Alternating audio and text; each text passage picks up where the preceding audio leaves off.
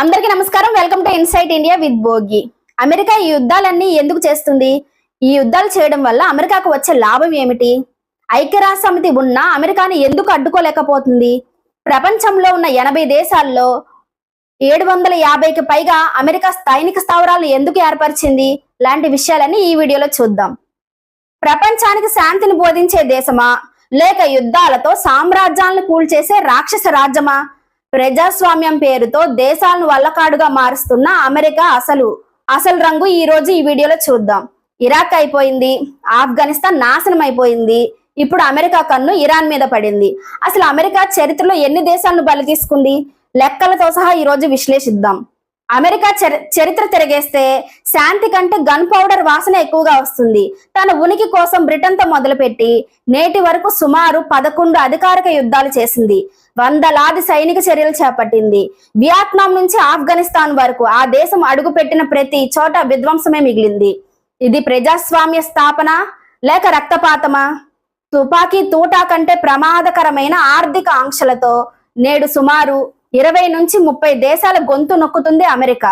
ఇక ప్రపంచ వ్యాప్తంగా దాదాపు 80 దేశాల్లో 750కి పైగా సైనిక స్థావరాలు. ఎందుకు? ఎవరిని రక్షించడానికి? $800 బిలియన్ పైగా రక్షణ బడ్జెట్ ని కేటాయిస్తూ ప్రపంచాన్ని దాని గుప్పెట్లో పెట్టుకోవాలని చూస్తుంది అమెరికా. ప్రపంచంలో గొడవలు ఆపడానికి ఐక్యరాజ్య సమితి ఉంది.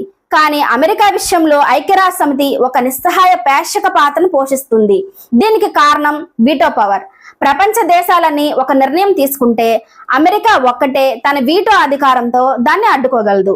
ఏ దేశమైనా అమెరికా ప్రయోజనాలకు వ్యతిరేకంగా వెళ్తే వెంటనే అమెరికా ఐక్యరాజ్య సమితిలో ఆంక్షలు విధిస్తుంది. అదే అమెరికా తప్పు చేస్తే అడిగే నాదుడే లేడు. నియమాలు కేవలం చిన్న దేశాలకేనా? అగ్రరాజ్యానికి వర్తించవా? అసలు ఇదంతా అమెరికా ఎందుకు చేస్తుంది? దీని వెనుక 3 ప్రధాన స్వార్థ ప్రయోజనాలు ఉన్నాయి అమెరికాకి.